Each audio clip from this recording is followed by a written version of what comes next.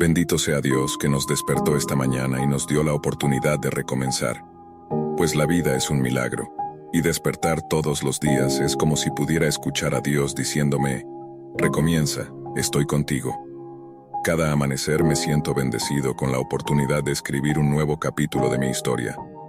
Bajo la protección y guía divina, soy tanto autor como protagonista de mi vida, pero nunca me siento solo, porque sé que Dios estará a mi lado. Los desafíos que enfrento pueden ser difíciles, y los caminos pueden ser desafiantes, pero recuerdo que el llanto puede durar una noche, pero la alegría llega por la mañana.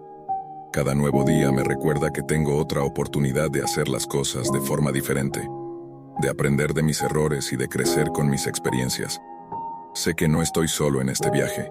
Dios está conmigo, caminando a mi lado y guiándome a través de las sombras hacia la luz. Feliz o triste, riendo o llorando, la orden del día es recomenzar. Amén.